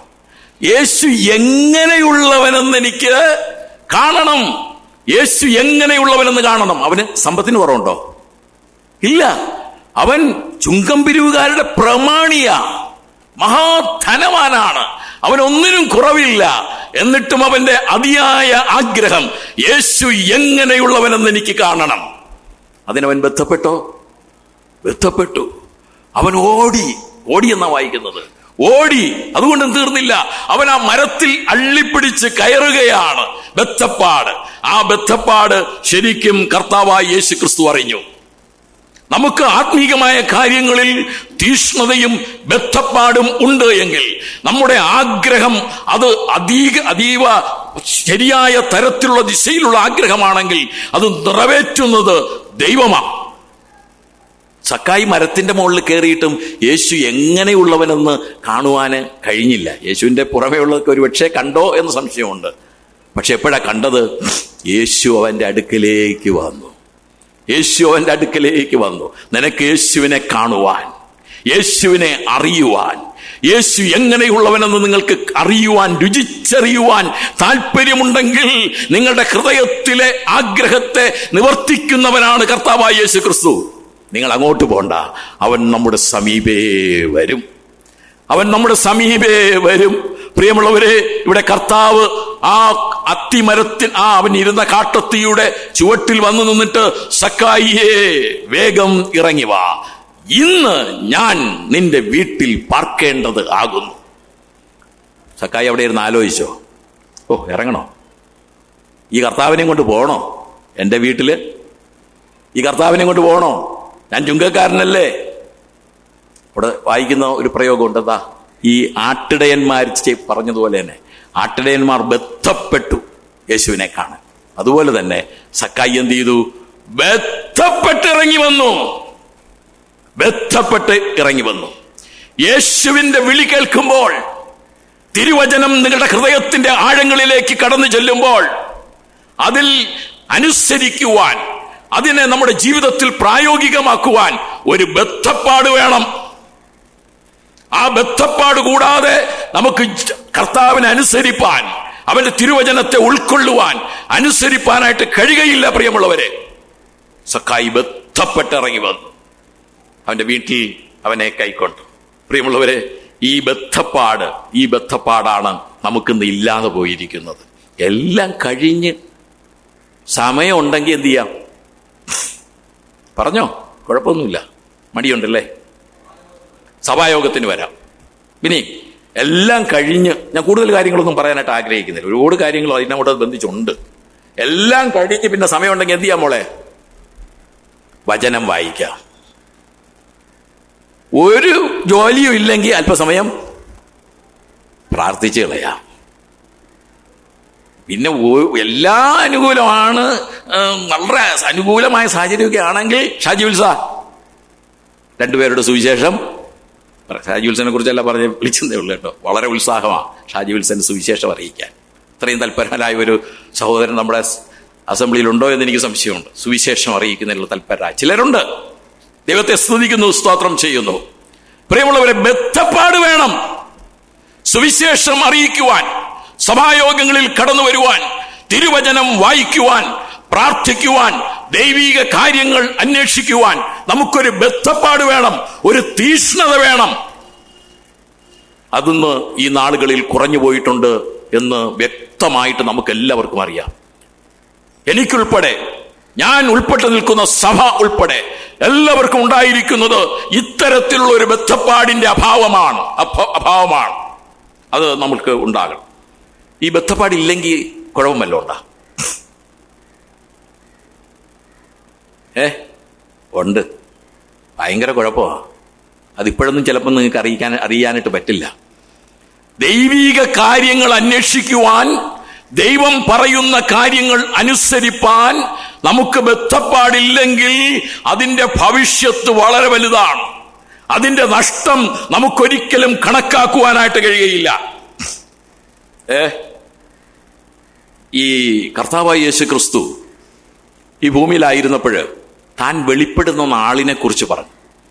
മനുഷ്യപുത്രൻ വെളിപ്പെടുന്ന നാളിലും അങ്ങനെ തന്നെ ആകും. തിന്നുവാനും കുടിപ്പാനും ഇരുന്നു, കഴിപ്പാൻ എഴുന്നേറ്റു. ഇതേത് കാലഘട്ടത്തെക്കുറിച്ച് പറയുന്ന? നോഹയുടെ കാലഘട്ടം അല്ലേ? നോഹയുടെ കാലഘട്ടം. ഈ നോഹയുടെ കാലഘട്ടത്തെ മനുഷ്യപുത്രന്റെ വെളിപ്പാടിനെ കുറിച്ച് പറയുമ്പോൾ പറയുന്ന ഒരു പ്രധാനപ്പെട്ട ഭാഗമാണ്. ലൂക്കോസ് എഴുതിയ സുവിശേഷം തന്നെയാണ്, 17-ാം അധ്യായം. അതിന്റെ 30 മുതലുള്ള വാക്യങ്ങൾ വായിച്ചാൽ നമുക്ക് അറിയാൻ. ആ കാലഘട്ടം ഈ കാലഘട്ടമാണ്. നിങ്ങൾ അതിന് മറുത്തൊന്നും പറയേണ്ട കാര്യമില്ല, ചിന്തിക്കേണ്ട കാര്യമില്ല. ആ കാലഘട്ടം എന്ന് പറയുന്നത് ഈ കാലഘട്ടം തന്നെയാണ്. എന്നിട്ട് കർത്താവ് പറഞ്ഞ ഒരു കാര്യമുണ്ട്. നോഹയുടെ കാലഘട്ടത്തെക്കുറിച്ചൊക്കെ പറഞ്ഞു വന്നിട്ട് പറയുന്ന ലോത്തിന്റെ ഭാര്യയെ ഓർത്തുകൊള്ളുവേൻ. കർത്താവിന്റെ നാളിനെക്കുറിച്ച്, തന്റെ വരവിനെക്കുറിച്ചൊക്കെ പറഞ്ഞതിന് ശേഷം താൻ എന്തിനാ ഈ ലോത്തിന്റെ ഭാര്യയെ ഓർക്കാനായിട്ട് പറഞ്ഞത്? ലോത്തിന്റെ ഭാര്യയെ ഓർത്തുകൊള്ളുവിൻ. ഇത് പറഞ്ഞിട്ട് ഒരു കാര്യം വീണ്ടും പറയുന്നുണ്ട്. തന്റെ ജീവനെ നേടുവാൻ നോക്കുന്നവൻ എല്ലാം അതിനെ കളയും, അതിനെ കളയുന്നവനെല്ലാം അതിനെ രക്ഷിക്കും. വല്ലോ മനസ്സിലാവുന്നുണ്ടോ? ലോത്തിന്റെ ഭാര്യയെ ഓർത്തുകൊള്ളാൻ പറയുക. ലോത്തിന്റെ ഭാര്യയെ ഓർത്തുകൊള്ളാൻ പറഞ്ഞിട്ട് പറയുകയാണ് എന്താ? തന്റെ ജീവനെ നേടുവാൻ കാക്ഷിക്കുന്നവൻ എല്ലാം അതിനെ കളയും. ലോത്തിന് ജീവൻ നഷ്ടപ്പെട്ടത് എന്തുകൊണ്ടാ? ലോത്തിന്റെ ഭാര്യയ്ക്ക് എന്തുകൊണ്ടാ? വിടേണ്ടത് വിട്ട് പോരാനായിട്ട് കഴിഞ്ഞില്ല. തൻ്റെ അത് വേണമെന്ന് പറഞ്ഞ് ഇങ്ങനെയുള്ള ആ മനസ്സ് മുഴുവൻ അവിടെ വെച്ചാണ്. ഓട്ടമൊന്നുമല്ല, ലോത്തിന്റെ ഭാര്യ ഓടിയൊന്നുമില്ല. ലോത്തിന്റെ പിന്നിലായിപ്പോയി, സാവധാനത്തിലായിപ്പോയി, വളരെ സ്ലോ ആയിപ്പോയി, ബന്ധപ്പാടില്ലാതായിപ്പോയി. അതുകൊണ്ട് തിരിഞ്ഞു നോക്കേണ്ടി വന്നു. തിരിഞ്ഞു നോക്കിയപ്പോൾ ഉപ്പ് തൂണായിട്ട് ഭവിച്ചു. ഇത് വളരെ ശോചനീയമല്ലേ? ആത്മീക യാത്ര എന്ന് പറയുന്നത് ബന്ധപ്പാടില്ലെങ്കിൽ, ദൈവവചനം പറയുന്നതനുസരിച്ചുള്ള ഓട്ടം നമ്മിൽ നടക്കുന്നില്ല എങ്കിൽ ഇത്തരത്തിലുള്ള അനുഭവം സ്തംഭിച്ചു പോകുന്ന, ഒരടി പോലും മുന്നോട്ട് വയ്ക്കുവാൻ കഴിയാത്തൊരനുഭവം നമ്മുടെ ജീവിതത്തിൽ വരുവാൻ സാധ്യതയുണ്ട്. അതുകൊണ്ടാണ് കർത്താവായ യേശു ക്രിസ്തു ആ കർത്താവിന്റെ വരവിന്റെ നാളിനെ കുറിച്ച് പറഞ്ഞിട്ട് പറയുന്നത്, ലോത്തിന്റെ ഭാര്യയെ ഓർത്തുകൊള്ളണം. ലോത്തിന്റെ ഭാര്യയെ ഓർത്തുകൊള്ളണം. പൗലൂസിന്റെ വാക്കുകളിലേക്കാണ് എൻ്റെ ചിന്ത കടന്നു പോകുന്നത്. അപ്പോസ്തല പ്രവൃത്തി 20-ാമത്തെ അധ്യായം അതിന്റെ 24-ാമത്തെ വാക്യത്തിൽ പറയുന്ന ഒരു കാര്യമുണ്ട് പൗലോസ്. എങ്കിലും എൻ്റെ പ്രാണനെ ഞാൻ വിലയേറിയതായി എണ്ണുന്നില്ല. എങ്കിലും എൻ്റെ പ്രാണനെ ഞാൻ വിലയേറിയതായി എണ്ണുന്നില്ല. എന്നിട്ട് എന്താ പറയുന്നത്? എൻ്റെ ഓട്ടവും ദൈവകൃപയുടെ സുവിശേഷത്തിന് സാക്ഷ്യം പറയേണ്ടതിന് കർത്താവായ യേശു ക്രിസ്തു തന്ന ശുശ്രൂഷയും തികയ്ക്കണമെന്നേ എനിക്കുള്ളൂ. ഇതാണ് ബദ്ധപ്പാട്. ഇതാണ് ശുഷ്കാന്തി എന്ന് പറയുന്നത്. നമ്മുടെ പ്രാണനെ പോലും തൃണവൽഗണിച്ചുകൊണ്ട്, അതുപോലും നിസ്സാരവൽക്കരിച്ചുകൊണ്ട് നമുക്ക് വേണ്ടി ജീവൻ തന്ന കർത്താവായ യേശു ക്രിസ്തുവിന് വേണ്ടി ബന്ധപ്പെടുവാനുണ്ടാകണം. അതുകൊണ്ടാണ് പൗലൂസ് തിമോഥെയോസിന്റെ ലേഖനം എഴുതുമ്പോൾ 4-ാം അധ്യായം 7-8 വാക്യങ്ങളിൽ പറയുന്നു, ഞാൻ നല്ല പോർ പൊരുതു, ഓട്ടം തികച്ചു, വിശ്വാസം കാത്തു, ഇനി നീതിയുടെ കിരീടം എനിക്കായി വച്ചിരിക്കുന്നു. എനിക്ക് മാത്രമല്ല, അവന്റെ പ്രത്യക്ഷതയിൽ വിശ്വസിച്ചിരിക്കുന്ന, അല്ലെങ്കിൽ അവന്റെ പ്രത്യക്ഷതയിൽ ആ ദിവസത്തിൽ എനിക്ക് നൽകും, അവന്റെ പ്രത്യക്ഷതയിൽ പ്രിയം വച്ചിരിക്കുന്ന ഏവർക്കും കൂടെ. പ്രിയമുള്ളവരെ, ഇത് നാം ഗൗരവമായിട്ടെടുക്കണം. ഈ ഓട്ടം, ഇത് ഒരു ഓട്ടമാ, നടത്തമല്ല, നിൽപ്പുമല്ല. ആയിരിക്കുന്ന സ്ഥലത്ത് തന്നെ ഇങ്ങനെ ഉറച്ചു പിടിച്ചു നിൽക്കുന്നതല്ല ക്രിസ്തീയ ജീവിതം. വിടേണ്ടതൊക്കെ വിട്ട് അവന്റെ പിന്നാലെ ഓടണം. ഓടിയാലേ എത്തുകയുള്ളൂ. പ്രിയമുള്ളവരെ, ക്രിസ്തീയ ജീവിതത്തിൽ ഒരു ബദ്ധപ്പാട്, അത് ഓട്ടമാണ്, അത് അനിവാര്യമാണ്. എനിക്കെന്തു സംഭവിക്കും എന്നുള്ളതല്ല പ്രധാനം. പിന്നെയോ, കർത്താവിന്റെ മഹത്വത്തിനു വേണ്ടി എനിക്കെന്ത് ചെയ്യാനായിട്ട് കഴിയും. അത് ചെയ്താൽ, സഭായോഗത്തിന് പോയാൽ എന്ത് നഷ്ടപ്പെടും എന്നല്ല നോക്കേണ്ടത്. പിന്നെയോ, എങ്ങനെയും എനിക്ക് സഭായോഗത്തിന് പോകണം. പ്രിയമുള്ളവരെ, നമ്മൾ വളരെ ഈ കാലങ്ങളിൽ ചിന്തിക്കേണ്ട ഒരു കാര്യമാണ്. കർത്താവിന്റെ നാൾ സമീപിക്കുന്നതോട് അധികമായി ചെയ്യേണ്ട കാര്യമാണ് സഭായോഗങ്ങളെ ഉപേക്ഷിക്കാതെ. പക്ഷേ വിചാരിക്കരുതെന്ന് പലരും പറയാം. അങ്ങനെ അല്ല കേട്ടോ. ഉപേക്ഷിക്കാതെ എന്ന് പറഞ്ഞാൽ അത് ഉപേക്ഷിക്കരുത്. നാൾ സമീപിക്കുന്നു എന്ന് തോന്നും തോറും അധികമായി ചെയ്യണം. എത്രത്തോളം? ഈ ദിവസങ്ങളിൽ ഞാൻ ഈ അന്ത്യോക്യ സഭയെ കുറിച്ച് പഠിച്ചുകൊണ്ടിരിക്കുകയാണ്. അന്ത്യോക്യ സഭയിൽ ഒരു സംഭവം ഉണ്ടായി. പൗലൂസിനെയൊക്കെ ഞാൻ വിവരിക്കുന്നില്ല, സന്ദർഭവശാൽ ഓർമ്മ വന്നുകൊണ്ട് പറഞ്ഞു പോവുകയാണ്. ഒരു സംഭവം ഉണ്ട്. അവിടെ ബർന്നവാസ് യെരുശലേമിൽ ചെന്ന് അവിടെ ദൈവകൃപ കണ്ട് സന്തോഷിച്ചു. എവിടത്തെ? അന്ത്യോക്യ സഭയിലെ ദൈവകൃപ കണ്ട് സന്തോഷിച്ചിട്ട് നേരെ തർസോസിലോട്ട് പോയി. തർസോസിൽ ചെന്ന് ആരെ പിടിച്ചോണ്ട് വന്നു? പൗലൂസിനെ പിടിച്ചോണ്ട് വന്നിട്ട് അവിടെ വായിക്കുന്നുണ്ട്, അവർ ഒരു സംവത്സരം മുഴുവനും സഭായോഗങ്ങളിൽ കൂടുകയും അവരെ ഉപദേശിച്ച് കർത്താവിൽ വിശ്വാസത്തിൽ ഉറപ്പിക്കുകയും ചെയ്തു. ഒരു ദിവസമാണോ? പൗലൂസിന് വേറെ ജോലിയൊന്നുമില്ലേ? ഈ അന്ത്യോക്യ സഭയിൽ 1 വർഷം കടിച്ചു തൂങ്ങിക്കിടക്കാൻ. അങ്ങനെ തന്നെ വായിക്കുന്നുണ്ട്, 1 സംവത്സരം മുഴുവനും സഭായോഗത്തിൽ കൂടി. അതിനെക്കുറിച്ച് ഞാൻ അധികമായിട്ട് പറയാനായിട്ട് ആഗ്രഹിക്കുന്നില്ല. പ്രിയമുള്ളവരെ, ഇങ്ങനെയുള്ള ഒരു തീഷ്ണത നമ്മുടെ ജീവിതത്തിൽ ഉണ്ടാകേണ്ടത് ആവശ്യമാണ്. ഈ തീഷ്ണത ഇല്ല എങ്കിൽ തീർച്ചയായിട്ടും നമ്മുടെ ആത്മീക ജീവിതം സുഗമമാകുകയില്ല. ലോത്തിന്റെ ഭാര്യയെ ഓർത്തുകൊള്ളുവാനായിട്ട് പറഞ്ഞല്ലോ, ലോത്തിനെ കൂടെ ഓർക്കുന്നത് നല്ലതാ. ലോത്തിന്റെ ഭാര്യ 30 ഗുണമായി, അത് മാത്രം ഓർത്തിട്ട് പോയാൽ ഈ തീഷ്ണത കുറവിന്റെ പരിണിത ഫലം നമുക്ക് ഒരിക്കലും മനസ്സിലാക്കാനായിട്ട് കഴിയുകയില്ല. ലോത്ത് നീരോട്ടമുള്ള സ്ഥലങ്ങൾ അന്വേഷിച്ചു പോയി അവിടെ താമസിച്ച വ്യക്തിയാ, അല്ലേ? നീരോട്ടം. ഇന്ന് പലരും നീരോട്ടം, എവിടെയാണ് കൂടുതൽ, എവിടെയാണ് അത് കൂടുതൽ, എവിടെയാണ് ഇത് കൂടുതൽ, എവിടെയാണ് അനുയോജ്യം, ഇങ്ങനെ ഓടിക്കൊണ്ടിരിക്കുക. UK ഓസ്ട്രേലിയ, ഞാൻ കുറ്റം പറയണമെന്നല്ല കേട്ടോ, കുഴപ്പമൊന്നുമില്ല, പൊയ്ക്കോ അവിടെ. പക്ഷെ ദൈവത്തെ മറന്ന് ജീവിക്കാനായിട്ടും ദൈവിക വഴികളിലായിരിക്കണമെന്നുള്ളതും നമ്മൾ പ്രത്യേകം ശ്രദ്ധിക്കണം. ലോത്ത് നീരോട്ടമുള്ള സ്ഥലങ്ങൾ തെരഞ്ഞെടുത്തിട്ട് അവിടെ പോയി എന്താ പറ്റിയത്? നീരോട്ടമുള്ള സ്ഥലം തിരഞ്ഞെടുത്തതിന് വല്ല കുഴപ്പമുണ്ടോ? സേജ് മേത്സോര? ഒരു കുഴപ്പമില്ല. പക്ഷേ അവിടെ പോയി അവന്റെ ആത്മീക തീഷ്ണത പോയി. അതാണ് പ്രശ്നം. അവന്റെ ആത്മീക തീഷ്ണത ഇല്ലാത്തവനായി തീർന്നു. ആത്മീകമായി ഒരു ഗുണവും ഇല്ലാത്ത വലഞ്ഞുപോയ നീതിമാൻ എന്ന് വിശേഷിപ്പിക്കേണ്ട ഒരു തരത്തിലേക്ക് ലോത്ത് എത്തിച്ചേർന്നു. അതിന്റെ അനന്തര ഫലങ്ങൾ ഉൽപ്പത്തി പുസ്തകം 19-ാമത്തെ അധ്യായത്തിൽ നമുക്ക് കാണുവാനായിട്ട് കഴിയും. അവിടെ ദൂതന്മാർ വരുന്നുണ്ടല്ലോ. അബ്രഹാം ബാധിച്ചൊക്കെ നോക്കി, എന്നിട്ടും അബ്രഹാമിനെ ഓർത്താണ് ലോത്തിനെ വിടുവിക്കുന്നത് കേട്ടോ. ലോത്തിനെ കരുതിയല്ല, അവിടെ അങ്ങനെ വായിക്കുന്നുണ്ട് നമ്മൾ. അബ്രഹാമിനെ ദൈവം ഓർത്തു. വന്നിട്ട് ദൂതന്മാർക്ക് അങ്ങോട്ട് കടക്കാമെന്ന് നിവർത്തിയില്ല, എന്ന് പറഞ്ഞാൽ മനസ്സില്ല.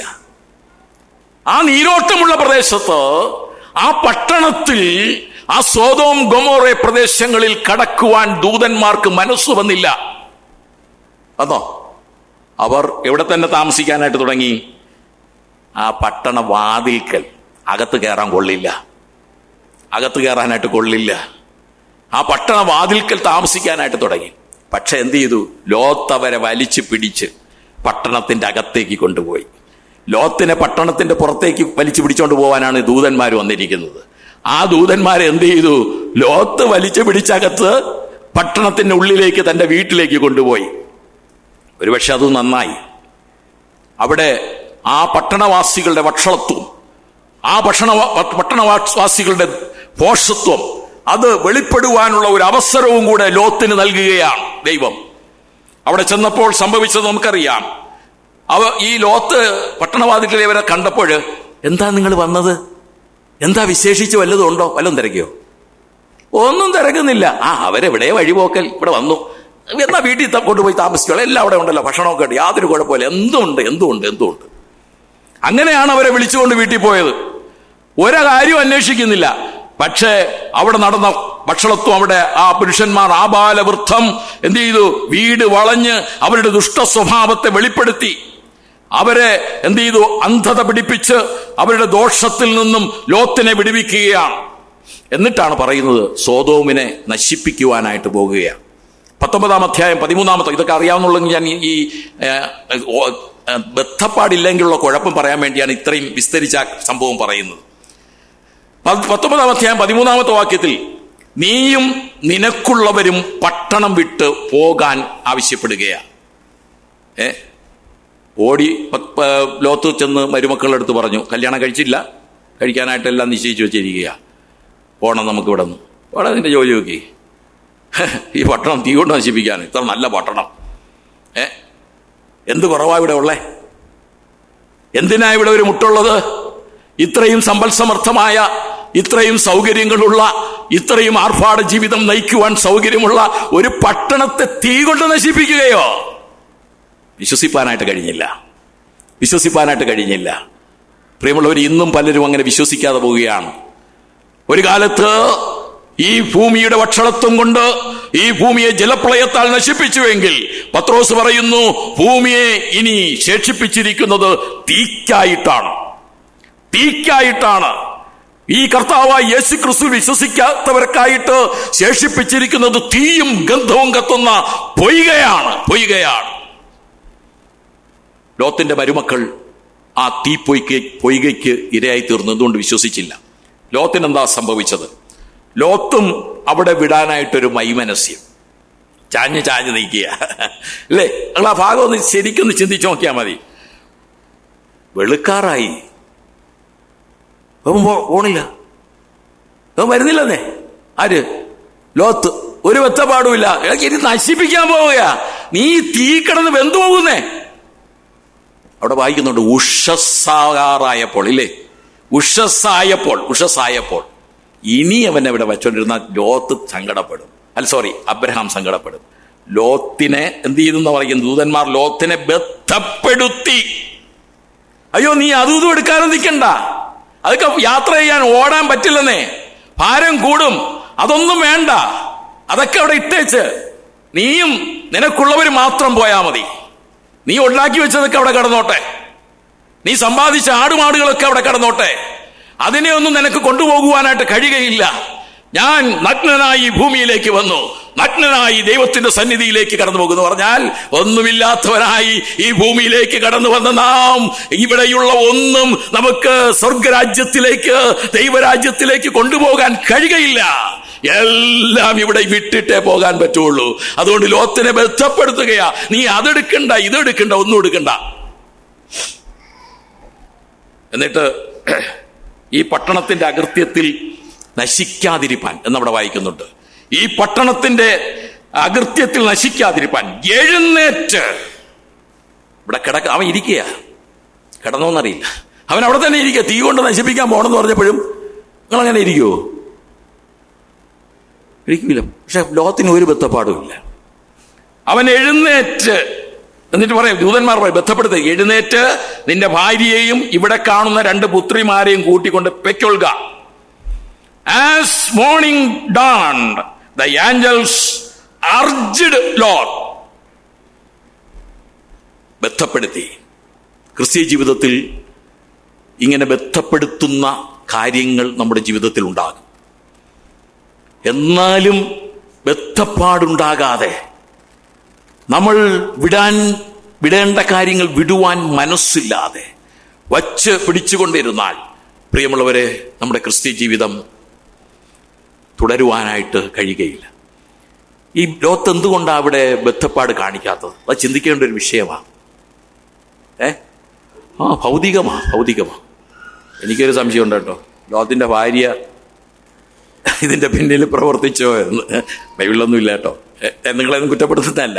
ലോത്തിന്റെ ഭാര്യയുടെ ആ ഓട്ടത്തിന്റെ ഇത് കണ്ടിട്ട് ഞാനങ്ങ് ചിന്തിച്ചു പോയതാ.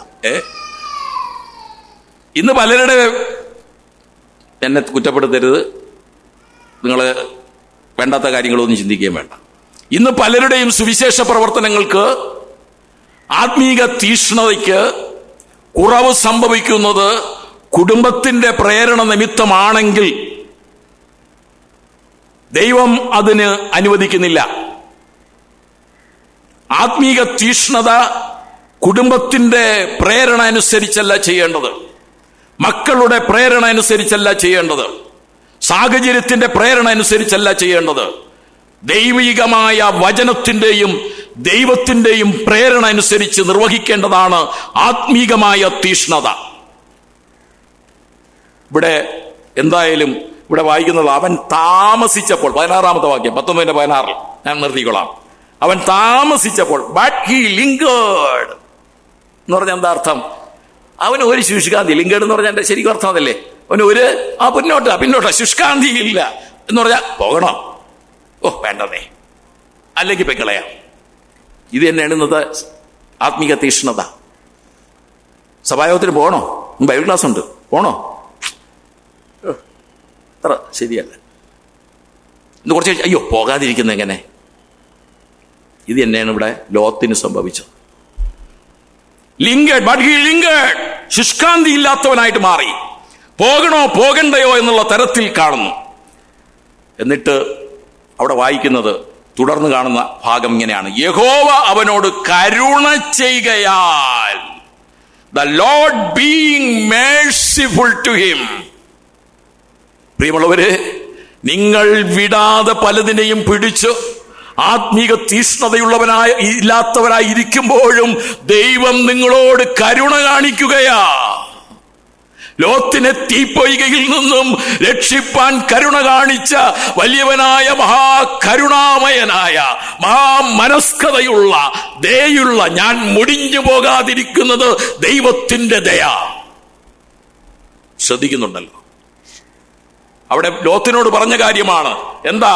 കരുണ ചെയ്യുകയാൽ, the Lord being merciful to him. കരുണ കൊണ്ട് നിറഞ്ഞവനായി തീർന്നു.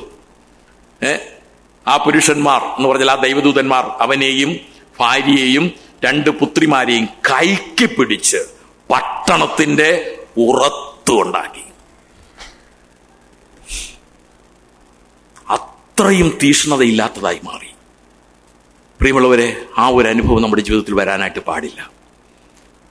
കൈക്ക് പിടിച്ച് പുറത്തു കൊണ്ട് ഇടേണ്ട ഒരവസ്ഥ. എന്തുകൊണ്ട് അങ്ങനെ സംഭവിച്ചു എന്ന് ചോദിച്ചാൽ ദൈവത്തിന്റെ കരുണ. ലോത്തെ, നീയും ഈ തീയിൽ വെന്ത് ചാകേണ്ടതാ. ദൈവത്തിന്റെ കരുണ അതാണ് ഇതുവരെ നിന്നെ നിർത്തിപ്പോരുന്നത്. നിന്റെ ഗുണമല്ല, നിന്റെ നീതിയല്ല, നിന്റെ നല്ല പ്രവർത്തികളല്ല, നിന്റെ ഒരു കാര്യങ്ങളും നിന്റെ പിന്നിലില്ല.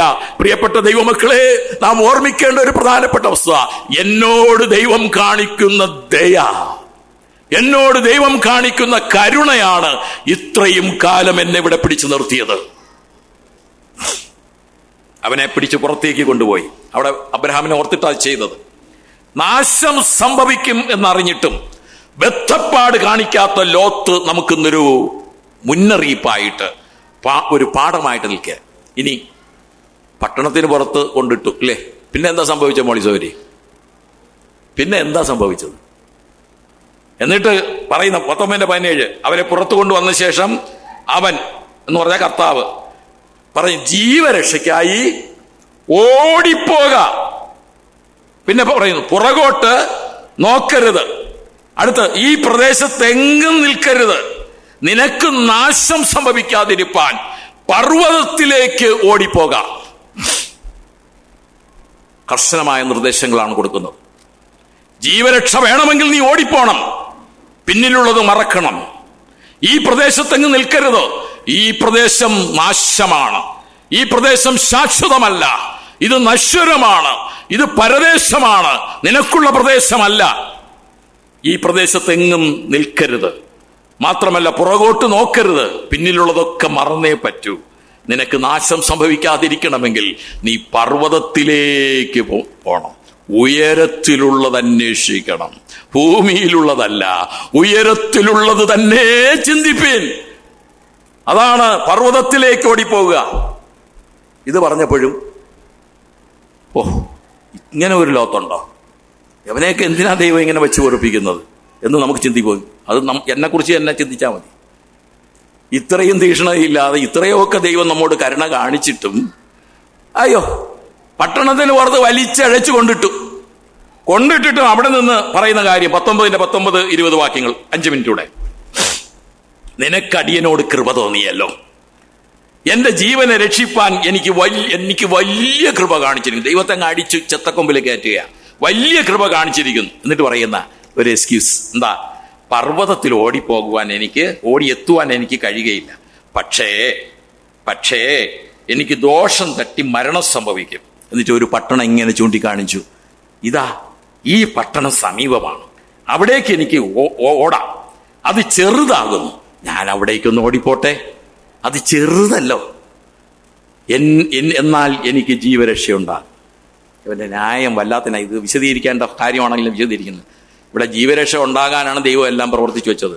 എന്നിട്ട് പറയാണ്, പർവ്വതത്തിൽ ഓടിപ്പോയാൽ ഞാൻ ചത്തു, അതുകൊണ്ട് എനിക്ക് ഈ പട്ടണത്തിൽ ഓടിപ്പോണം. ദൈവത്തിന്റെ ഹിതം എന്താണെന്ന് അറിഞ്ഞിട്ടും അതിന് വഴങ്ങാതെ നമ്മുടെ ഹിതം, ലോത്തിന്റെ ഹിതം ദൈവത്തെ കൊണ്ട് ചെയ്യിപ്പിക്കുവാൻ ശ്രമിക്കുന്ന ലോത്ത്. ഇതാണ് നമ്മുടെയും പലരുടെയും ക്രിസ്തീയ ജീവിതത്തിലെ ഓട്ടം. ദൈവഹിതം എന്താണെന്ന് വെളിപ്പെട്ട് കിട്ടിയിട്ടുണ്ട്. എന്നാൽ അത് നിർവഹിക്കുവാൻ, ആ ദൈവഹിതത്തിന് നമ്മെ തന്നെ ഭരമേൽപ്പിക്കുവാൻ നാം തയ്യാറാകാതെ എന്റെ ഹിതം ഇതാണെന്ന് പറഞ്ഞ് ആ ഹിതത്തെ ദൈവത്തെ കൊണ്ട് ചെയ്യിപ്പിക്കുവാനായിട്ട് നടത്തുന്ന നെട്ടോട്ടമാണ്, ബദ്ധപ്പാടാണ് ഇന്ന് ക്രിസ്തീയ ജീവിതത്തിൽ കാണുന്നത്. ലോത്ത് ഇവിടെ പറഞ്ഞത് അത് തന്നെയാണ്. അടുത്തുള്ള പട്ടണം. എന്തായാലും ദൈവം കരുണ കാണിച്ചേട്ടാ. ദൈവം പറഞ്ഞ സ്ഥലത്തേക്ക് പോകാൻ വ്യഗ്രത കാണിക്കാതെ പൗലുസ് തന്റെ ഇഷ്ടം ദൈവത്തെ കൊണ്ട് ചെയ്യിപ്പിക്കാനായിട്ട് നിറവേറ്റി അത് നടന്നു. ഇതാണ് നമ്മളും ചെയ്യുന്നത് എല്ലാ കാര്യങ്ങളിലും. അതൊക്കെ എടുത്തു പറയേണ്ടതാണ്. വിവാഹമായാലും, ജോലിയായാലും, വിദ്യാഭ്യാസമായാലും, ജീവിത സാഹചര്യങ്ങളായാലും, മറ്റും എക്സെട്ര എക്സെട്ര എക്സെട്ര. ദൈവത്തിന്റെ ഹിതമാണ് നമ്മൾ മനസ്സിലാക്കേണ്ടത്. അതൊരു പക്ഷെ ദൈവം പല നിലകളിൽ നമ്മെ വെളിപ്പെടുത്തും. നീ എന്ത് പഠിക്കണം, ആരെ വിവാഹം കഴിക്കണം, എങ്ങനെ വീട് വയ്ക്കണം, എവിടെ വീട് വയ്ക്കണം, നീ എവിടെ താമസിക്കണം, നീ എങ്ങനെ ആയിരിക്കണം, എന്ത് ജോലി ചെയ്യണം എന്ന് വരെ ദൈവത്തിന് നിന്നെക്കുറിച്ച് ഉദ്ദേശമുണ്ട്.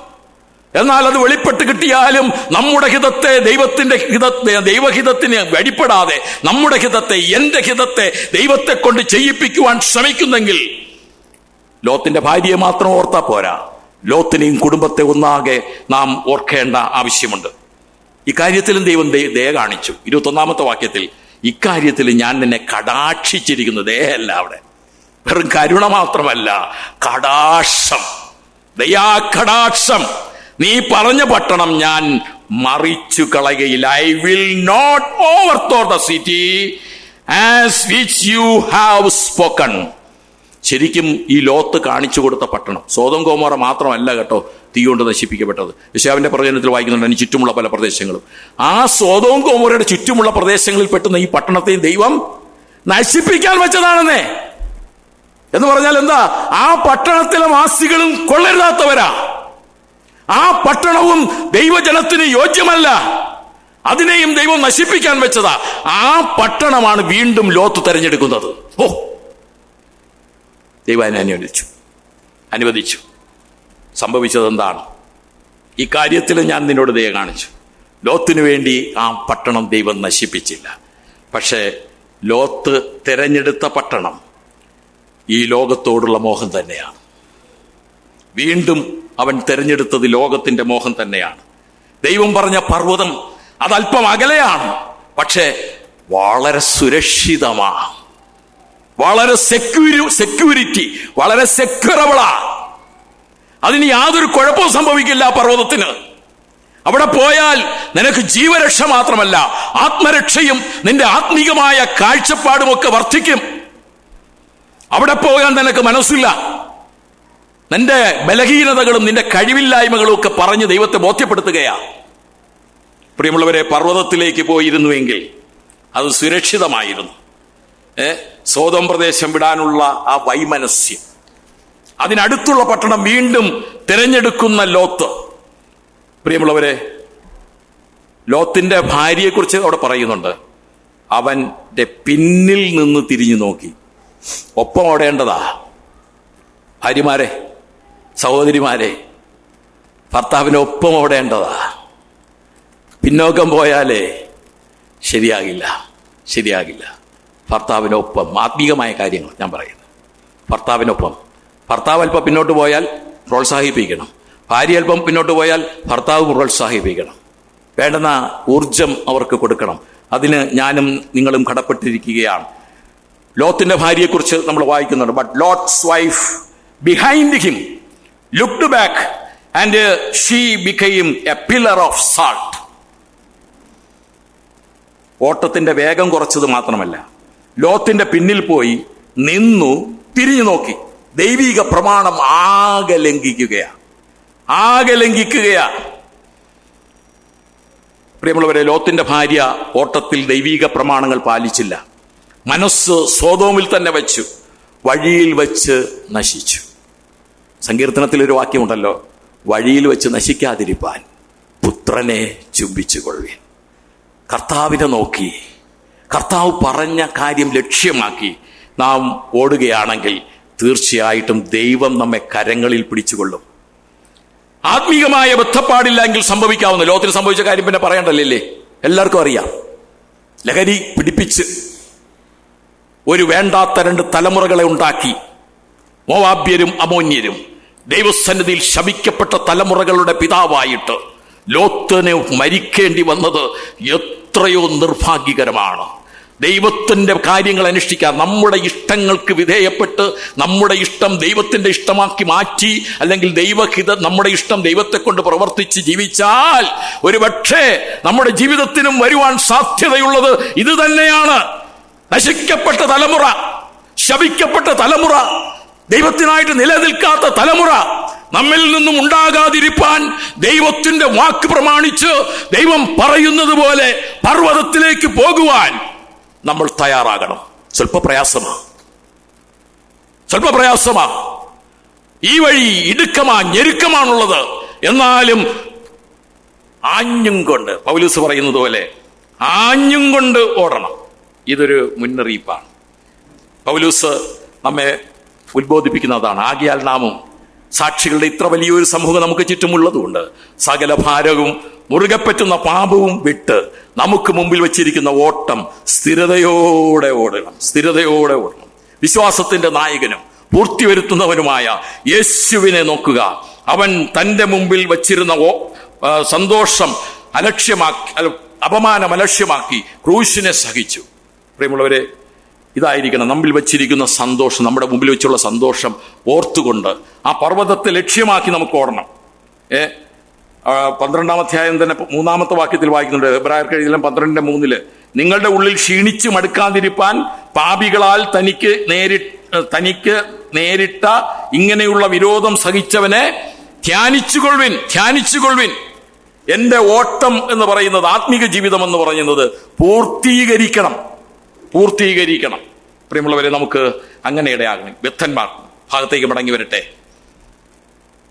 ഈ ആട്ടിടയന്മാർ ബന്ധപ്പെട്ടത് എത്ര നന്നായി. 2 തിമോഥെയോസ് 4:7-8 വാക്യങ്ങൾ, ഞാൻ നല്ല പോർ പൊരുതു, വിശ്വാസം കാത്തു, നീതിയുടെ കിരീടം എനിക്കായി വെച്ചിരിക്കുന്നു എന്ന് പറഞ്ഞതുപോലെ ഈ ബന്ധപ്പെട്ടു പോയത് കൊണ്ട് ആട്ടിടയന്മാർക്ക് എന്തെങ്കിലും കുഴപ്പം സംഭവിച്ചോ? അവിടെ ആടുകൾ പലരും പിടിച്ചോണ്ട് പോയോ? അവിടെ ജീവിതം ധന്യമായി. ചെന്ന് ആ മഹാസന്തോഷം, ആ മഹാ അത്ഭുതം, നമുക്കൊരു ശിശു ജനിച്ചിരിക്കുന്നു, അവൻ അത്ഭുത മന്ത്രി, വീരനാം ദൈവം, നിത്യപിതാവ്, സമാധാന പ്രഭു, ഇതിനെ നേരിട്ട് കണ്ട് ആരാധിക്കുവാൻ, വീണ് നമസ്കരിക്കുവാൻ, ദൈവത്തെ പുകഴ്ത്തുവാൻ, സന്തോഷിച്ചും കൊണ്ട് മടങ്ങി വരുവാനായിട്ടിടയായി. എന്തുകൊണ്ട്? കാരണം അവിടെ ആത്മീകമായ ബദ്ധപ്പാട്, എല്ലാം മറന്നുകൊണ്ടുള്ള അവരുടെ ബദ്ധപ്പാട്. തുടർന്ന് ഉള്ള കാര്യങ്ങൾ ഒരു വാക്യം മാത്രമേ ചിന്തിച്ചുള്ളൂ. അവർ ബന്ധപ്പെട്ട് ചെന്നിട്ട് അവര് കണ്ടു, ചുമ്മാ മടങ്ങി പോകുന്നില്ല. ദൂതം പറഞ്ഞതൊക്കെ ഘോഷിച്ചു. കണ്ടിടത്തും കേട്ടിടത്തും വന്നിടത്തും എല്ലാം പറഞ്ഞു. അവിടെ വായിക്കണം. ചുമ്മാ മടങ്ങി പോകുന്നില്ല. കണ്ടത്, ദൂതന്മാര് പറഞ്ഞ കാര്യമൊക്കെ, ഈ ശിശുവിനെ കുറിച്ച് പറഞ്ഞ കാര്യം, രക്ഷകനാണ് പറഞ്ഞിരിക്കുന്നത്. പാപികളുടെ രക്ഷകനാ പറഞ്ഞിരിക്കുന്നത്. ഇത് വെറും ഇവിടെ കിടക്കേണ്ടവനല്ല. അതൊക്കെ മറിയോട് പറഞ്ഞു, യോസഫിനോട് പറഞ്ഞു, വഴി കണ്ട എല്ലാവരോടും പറഞ്ഞു.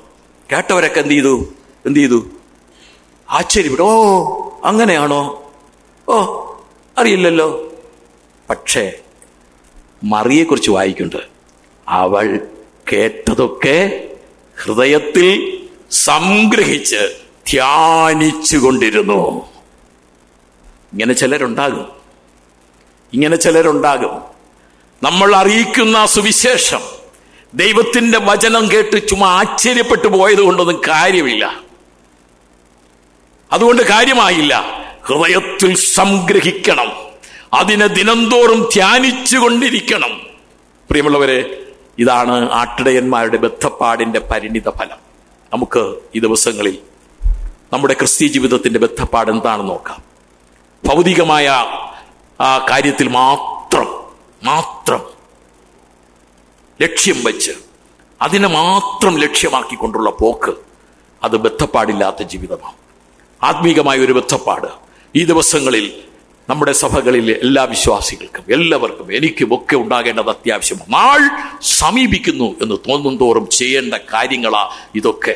അതുകൊണ്ടാണ് കർത്താവിൻ്റെ നാളിനെ കുറിച്ച് പറഞ്ഞപ്പോൾ ലോത്തിന്റെ ഭാര്യയെയും ഈ കാര്യങ്ങളൊക്കെ എടുത്തു പറഞ്ഞത്. നമ്മുടെ ജീവനല്ല പ്രധാനം, കർത്താവ് നമ്മെ ഭരമേൽപ്പിച്ച ശുശ്രൂഷ അത് തികയ്ക്കണം. അതാണ് പൂർണ്ണമായി ജീവിതം. ദീർഘായുസ് കൊണ്ട് യാതൊരു കാര്യവുമില്ല. ദൈവഹിതം നമ്മുടെ ജീവിതത്തിൽ പൂർണ്ണമായിട്ട് നിറവേറ്റാൻ കഴിഞ്ഞാൽ അതാണ് പൂർണ്ണ ജീവിതം, അതാണ് ആയുസ്. ശരിയായ ആയുസ് എന്ന് പറഞ്ഞാൽ അതാണ്. ദൈവം നമ്മെ സഹായിക്കുമാറാകട്ടെ. നമ്മുടെ ക്രിസ്തീയ ജീവിതം കൂടുതൽ ബദ്ധപ്പാടോടുകൂടെ പ്രാർത്ഥനയ്ക്ക്, വചനധ്യാനത്തിന്, സഭായോഗങ്ങൾക്ക്, സുവിശേഷ വ്യാപനത്തിനൊക്കെ കൂടുതൽ ബദ്ധപ്പാടുകൂടി നമ്മുടെ ജീവിതം നയിപ്പാൻ വലിയവനായ ദൈവം നമ്മെ സഹായിക്കുമാറാകട്ടെ. ദൈവത്തിൻ്റെ അതിവിശുദ്ധ നാമം ഇന്നും എന്നേക്കും വാഴ്ത്തപ്പെടുമാറാകട്ടെ.